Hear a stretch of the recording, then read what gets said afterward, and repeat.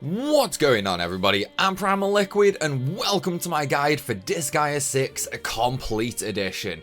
In this video, I'm going to be giving you guys 5 major tips to help you get through the game very quickly and really optimize your grinding so you're not spending hundreds and hundreds of hours just to get through to the final stages. Because if we look right here, as you can see on my time down in the bottom right, it has been 16 hours and 1 minute on this save, and yet if we actually look at my stats, they're pretty high, right? Obviously, you know, we're not in the trillions just yet. However, I have actually already gone through and even completed the Ragnarok stage, which means this save, basically the only thing left for me to do is defeat Ball, which won't actually take that much longer either.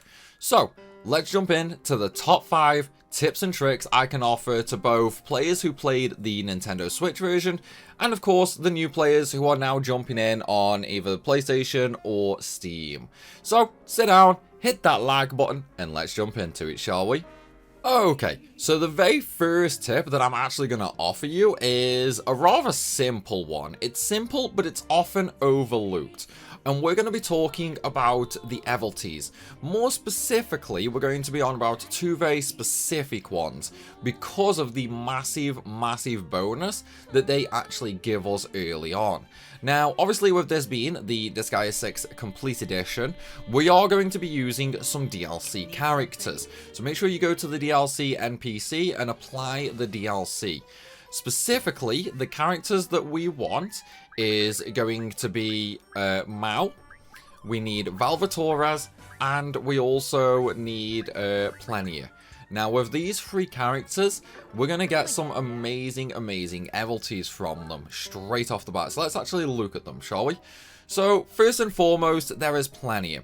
The reason that we should get Plenia as the DLC is because she actually has an Evilty to learn called Voracious Spirit.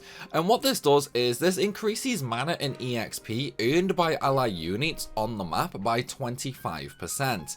So this actually stacks. So when you learn this with Plenia, if you create it as a scroll down here at the skill shop, you can then use said scrolls to actually teach it to other characters, giving you the ability to have this on all 10 of your main party members. Because the way EXP in Disgaea 6 works is the only person that actually gains EXP is the person who kills the mob, because EXP is shared by everybody who takes part in that fight. So if Mao earns 1 million EXP by getting kills, as long as all these 10 characters are on the field at some point during that fight, they all gain that EXP basically. Likewise, if Mao earns 1 million, Zed earns 1 million, and Plenia earns 1 million, then all 10 of these characters will earn 3 million EXP. Essentially, all the EXP goes into a pot, and then it's given to everybody in the fight at the end of a stage, rather than being based on a per kill basis like in previous Disgaea games. And so EXP boosting abilities like this that work on an AoE basis, so where it increases by ally units and that, what we essentially want to do, we essentially want to stack these on as many characters as we can.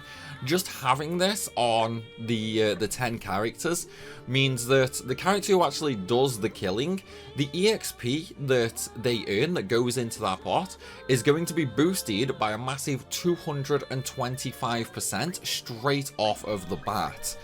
And obviously that's also mana as well.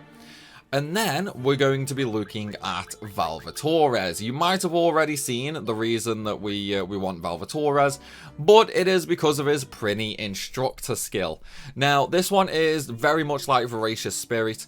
Basically, it increases the EXP, mana, and class proficiency gained by Prinnies in a signed squad by 100%. And, again, it stacks. So you want to learn this and create a bunch of scrolls, teach it to everybody, because remember, each character with this ability means an extra 100% EXP, mana, and class proficiency, meaning, congratulations, we've just upped our EXP by 1000%, basically, by having this on 10 characters. Obviously, it does need to be gained by Prinnies in the assigned squad. So how exactly do we go about doing this? Well, you can do it one of either two ways. You can either use the Evilty, the Prinny hat, which comes from Fuka, or you can use the squad shop, the Prinny squad. So if we take a quick look at that now, in order to get all 10 characters in the Prinny squad, you are going to have to level it up. Thankfully, it's actually not that expensive to level up in terms of the Juice Bar EXP. You can definitely do this very, very early on. And that way you can get all 10 characters that will benefit. However, the only person that actually needs to benefit from it is Mao, basically. Because Mao should be the one doing all of your killing. And the reason for that comes from his innate Evilty, which is Evil Academy Honors. What this does is it increases attack power by 5% and EXP gain by 25% per enemy unit on the map. So what this means is if there's one enemy on the map, you gain 25% EXP extra on the kill. If there's 10 enemies on the map, then for the first kill, you gain 250% EXP. For the second kill, you would only gain 225% because there is one less enemy. But using all this, you can massively, massively increase the actual EXP that you gain. Let me just demonstrate for you real quick. So as you can see right now on my cheat shop, I'm at 225% EXP there, and we are on 20-star enemy strength. Let's very quickly now just go and do a simple stage. So we'll do Human World Rich Man's Plaza. You know, a very, very basic, straightforward stage. No difficulty whatsoever. Very, very simple. And we're going to see the EXP we get with these Evilties on. And then we're going to compare them to no EXP, basically. Now, fortunately, Mao did miss the kill there. Valvatore has got it. So I did miss out on 25%. But that's okay, just for this test. So straight off the bat there, that is 650,000 EXP. So keep that number in your head, guys. 650,000. So what we're going to do now is, aside from the fact I'm actually going to change Valvatore's Demonic Intelligence for Defend. Okay, so what we're going to do is we're going to take off all of these Evilties real quick. And that way we can then compare again to see just how much EXP we actually get without them this time. Okay, so that's all the Evilties removed. Let's just redo the stage. And remember, it was 650,000 EXP. So, obviously we're going to get a lot less. Honestly, I'm expecting probably somewhere in the neighborhood of, you know, maybe, what, 30,000, 40,000, something like that. We'll see, though. Okay, so all removed and 168k. Okay, so it was a little more than I thought. But either way, that is, what, like 5-6 times the EXP that we gained with the Evilties? So with the Evilties, we've literally just gained 6 times the EXP. And that is something you can do from the very, very start of the game. These Evilties only require very, very minute amounts of mana, allowing you to get them and spread them very, very easily, very, very early. Definitely something that you should focus on. Alright, let's move on to the next one, shall we? Okay, so following up the EXP Evilties, let's talk about some grinding stages. Now, straight off the bat, I really don't actually recommend grinding until after you complete the game. And the main reason for that is once you complete the game with the cheat shop, you gain the ability called Back to Square One. And what this does is it essentially makes the stages as if you've not beaten them before. Which means the God of Destruction, you can fight plenty and plenty of times, because yes, the God of Destruction is what gives you the most EXP in the game. So being able to fight him is very, very beneficial. However, if you do want to grind, and let's say you don't have Back to Square One, let's look at some of the stages that you should do. Now, straight off the bat, one of the very first stages is the Human World Rich Man's Plaza. Honestly, I don't really recommend this. It's so early on that outside of, you know, if you were grinding on the demo and that is just not really worth it. It's much better just to go through further and further and further. The first stage that I could recommend grinding, though, would probably be the Lecture Hall. And the main reason I say that is if you are actually using Back to Square One, this actually has a God of Destruction in there that's not too difficult, and you should be able to get through it pretty easily. This is more of a Carnage and Rakshasa grinding stage for as soon as you enter those modes. Now, if you are still in normal mode, you know, you haven't unlocked any of the new difficulties or anything like that, what stages should you actually grind first? Well, you have a few. So in Overlord's Keep, you have Griffin Chamber, and what makes that stage good is without Back to Square One on, there will be 3 lucky boards in that stage. 3 lucky boards give you a massive amount of EXP and can be worth farming. As you can see, I've got 238 clears on it. So again, the lucky boards are definitely worth farming. If that one's a little too hard for you, or you want something a little earlier, that's fine. If you go to Neo-Human World, Real Chamber 2, that one is basically just the same. It is a lucky board without Back to Square One. And the only difference is that's only 1 lucky board and it's a lower level, meaning it's easier to kill and things like that. So again, you can farm that stage as well if you really need to. Now, I don't really recommend farming these stages on normal mode. And the reason I say I don't recommend farming it on normal mode is simply due to the fact that on normal mode, the game is easy enough to just go through using auto battle. You shouldn't really have to grind. Once you complete the game though, that's where we start looking at a few different things. So once the game is completed, one of the actual stages I would recommend to grind the most is Peaceful World. However, you do actually need Back to Square One for this, and the reason is on the Ball of Blessing stage, you fight 5 God of Destructions, and this is by far the stage that you will earn just the most EXP from, no matter what.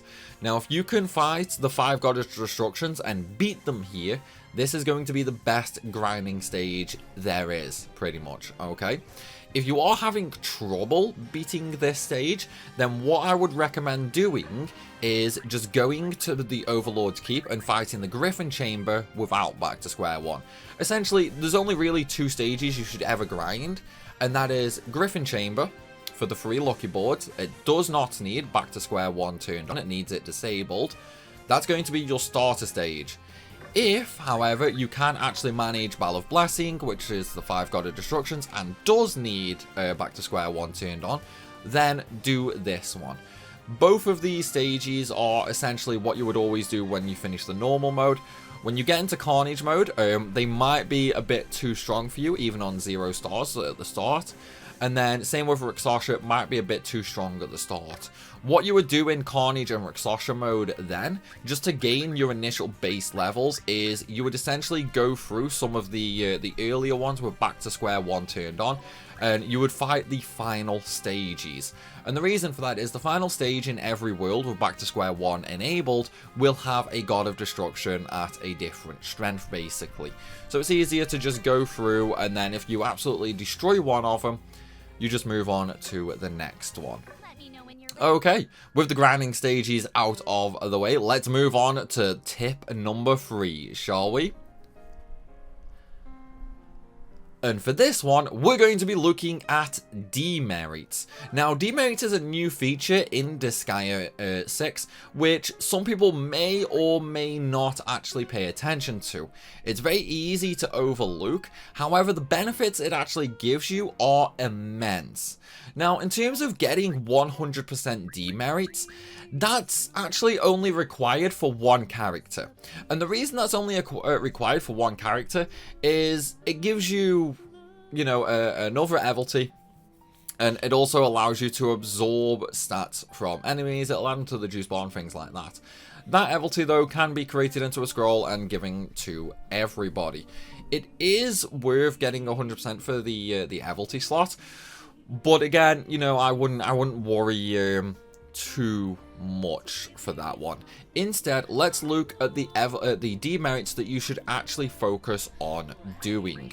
So straight off the bat, there is the level ones. Now, the main level ones basically just give you a little bit of karma, and then they also unlock more Evilties at the skill shop to actually buy. As you start getting higher in the levels though, they will actually raise your karma limit. Now, karma is something you gain every time you reincarnate. It can be used to increase your damage by a percentage, get extra movement slots, increase your base stats and things like that. Imagine from previous Disgaea games, it's essentially how you increase aptitudes, but also if you remember, you know, from the Chara world, how you could gain all those boosts to like movement, jump, counters and so on and so forth. It's essentially this game's version of that. You just trade karma in for these points and you get the karma from reincarnating. So having a higher karma limit means you can actually gain some of the more expensive ones basically. Now, obviously, as you go up, the max karma limit does just keep increasing and increasing and increasing. Honestly, you're never going to get to the 99 million karma limits. Like, it's not going to happen, because when you reincarnate, the highest you can get is 124 million. You could save that if you really wanted to, but chances are you're just going to spend it as soon as you get it anyway. Now, after that, there is the Super Reincarnate.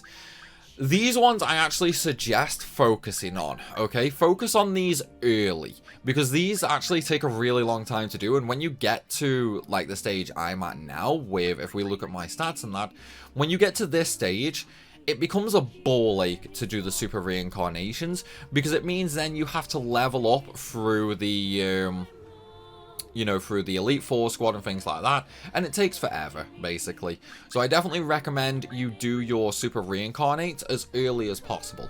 Obviously, you do gain a major boost to stats as well, making Super Reincarnation very, very viable early on. After that, we just have the free General, defeat Item King, and defeat Item God. Very, very simple, very, very straightforward. You're going to get these naturally. One thing I will mention, however, is for these specifically, it will only count for the character that actually kills them. So if my war lady Justin here kills them, but I have 10 characters out on the field, Justin is the only one that will actually gain the benefit from that. So each character is going to have to do that separately. After that, just defeats residents of the item world. These are super easy, basically innocents and things like that. You will easily get 100 after even half an hour, you will have that. Defeat an ally and enemy simultaneously 100 times. This is best done as a war lady using full strike, and there's also an Evilty called Seal of Betrayal. What Seal of Betrayal does is it allows you to instantly death blow any allied units that your character attacks. So all you need for this is just any AoE, go to any stage, put a character next to an enemy and kill them both in one hit basically. Then we're on to the Pain one. Now, this one is probably going to be the last one that you end up doing, mainly due to the fact you actually need to kill 100,000 enemies. Obviously, right there, it's only 30,000, but I have the knowledge from the Nintendo Switch version. This final one is 100,000 kills. This is probably going to be the last or the second to last demerit that you actually unlock. But again, make sure you do it on at least one character just for the Evilty to start getting stats in the juice bar. After that, it's very, very simple. We have raised weapon mastery for each of the weapons to 100. This one, just use the juice bar, honestly. This is not like previous Disgaea games where you are going to run through, you know, leveling your class proficiency, leveling your weapons one by one. No, that doesn't exist in Disgaea 6. You can do it that way, but it is so hellishly slow that there is 0 point. Just go through the story and you will have enough HL to just buy all these levels, basically, okay? So just use the juice bar. It takes like 10 seconds to get all the weapons on a character to level 100. After that, we have reach ranks in any class. Now, obviously, reach rank 1 in any class is 1 star, 2 star, 3 star, 4 star, 5 star, and then master is all the stars. Now, these ones are really, really important to focus on because obviously they give you extra EXP. So definitely a major benefit that is easy enough to use early on. After that, though, once you master more classes, you'll increase your max Evilty slots, making this extraordinarily important. This is how you go from 2 Evilty slots to 22, basically. So as you can see, we've got master at least 2, 3, 5, 7, 10, 13, 15, 17, 20, and then finally all classes. There are 22 classes for you to master in the game. Again, like the weapons, don't bother actually, you know, doing this quote-unquote properly by fighting. Use the juice bar. Each class to max out costs around 200 to 300 million HL. It might seem like a lot early on. You will be swimming in that in no time. Trust me on that. Just use HL to buy the levels at the juice bar. As soon as you can afford to max out classes, do it. It's hella worth it. Because not only do you gain extra EXP, it's actually like Disgaea 5 as well, in the fact that the more classes you have mastered, the more stats you will actually gain. So for example, if I had 2 classes at level 1, one of them had all the subclasses mastered, versus a class that had none, he would have more stats, and then he would have exponentially more at max level. Now, this is a free, easy 150 million in stats early on. I think it's 150 million anyway. My numbers could be a little off there, so apologies if it is. Obviously, that's, you know, very low level stats. I didn't pay that much attention. So, after that, we have the juice bar. Now, the juice bar is a really easy one because you need to use it 255 times. However, you can actually farm this. Just go into the juice bar and select a stat to use once, basically. So if I just very quickly show you, I'll load up the juice bar right now. So just in, like, all I'm going to do is I'm going to go to attack there, and I'm just going to increase it by 1. Now, obviously, it's showing us 2. That's because I do have Valvatores in the juice bar squad with his Evilty, which means my juice bar rewards are doubled. So all you have to do at this point is just keep going up one by one at a time.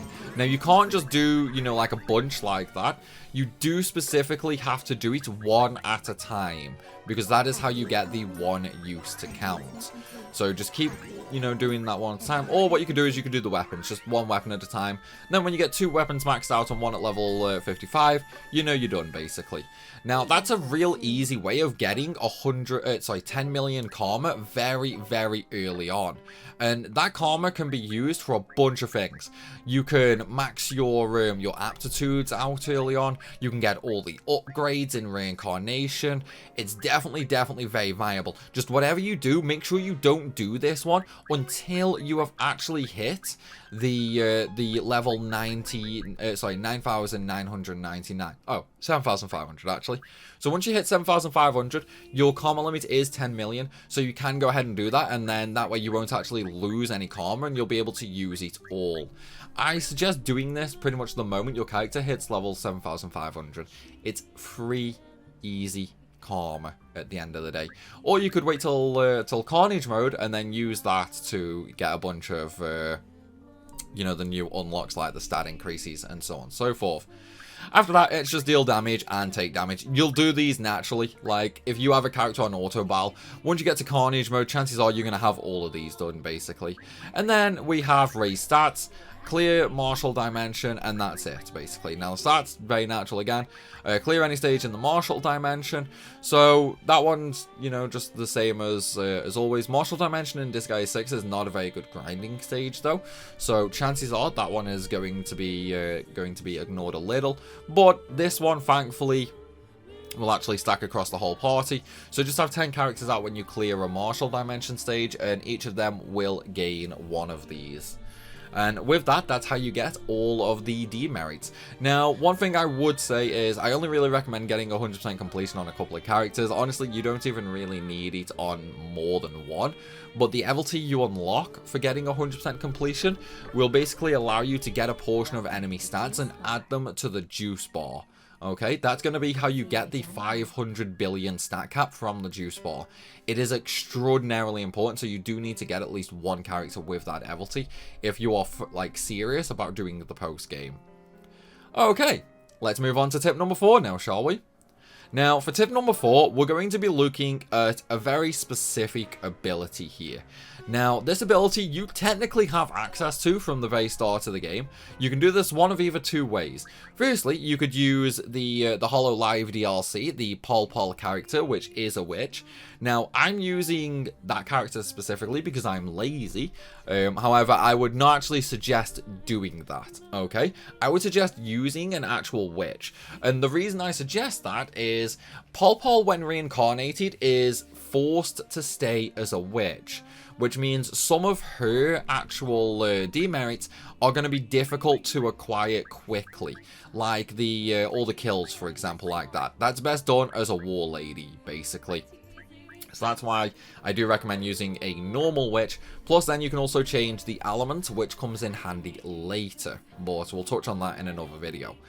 Now, the ability that I'm specifically talking about here is called Elemental Burst. Now, Elemental Burst is a very, very unique ability in the way it works, okay? So, first of all, it does have a 5-line range, so it is pretty decent for hitting those long-range targets, or you could kill 5 enemies at once, basically. Now, what makes Elemental Burst so unique is the fact that its SP cost is actually very special. You see, it doesn't use a predetermined amount of SP. It will use all of your SP, basically. No matter what level the skill is, whether it's level 1 or 9,999, using the skill once will use all of your SP. However, its damage is astronomically insane. It is a rank SS plus attack, and you can level it up without worrying about not being able to afford the SP cost. Now, this ability right here, this one ability, okay? This will get you through Carnage mode. This will get you into Rakshasa mode. It is, like, hands down, the most broken ability there is, basically. As soon as you, like, you don't really need this during the main normal game. Once you get to post-game, though, I would suggest working on a witch character, because that is going to carry you through Carnage, as I mentioned. It's going to help you with your initial grinding for Carnage mode and your initial grinding for Rakshasa mode. It is highly, highly, highly recommended. And you can actually get around the SP requirement. Obviously, it does use all your SP, which is no good. You can get around that by using a very specific Evilty. And the Evilty in question is, when I find it, is going to be there. Magic Collection. This is an Evilty from the Witch as well, so you don't need to, you know, learn a different class or anything like that. You can get this from the Witch, which is recover SP equal to 5% of the damage dealt. Now, here's the thing. Look at the damage that my Witch has done. Where are we? Units. So look at that max damage and total damage. Well, look at the max damage. That's the main important one. Yeah, 5% of that we're getting back as SP anyway. That is how insane Elemental Burst is. And obviously, keep in mind, like, I have no gear on my Witch. You know, like, that is very base gear. Look at that. 300,000 attack, 150,000 int. Compare 150,000 int to my 1.3 trillion. It makes no difference whether I have that equipped or not, basically. And it's the same with the rest of the things. It's like, gear or no gear, it is by far the most powerful attack and is going to get you through the majority of the game. Once you get into Rakshasa mode, though, and you start farming, I would suggest moving more onto Mao instead, simply due to the fact his ability is, you know, more focused on EXP and things like that, just making him a better grinder. And then, obviously, you will eventually get to a point where you are not doing enough damage to restore your SP fully. That is one of the unfortunate downsides of this strategy. So, it will work until you start running out of SP, basically, which is, yeah, kind of ironic, isn't it? Now, it will drop off. As I mentioned, you will hit a stage where you are just not restoring all your SP. The moment you are not restoring all your SP, this damage will fall off massively.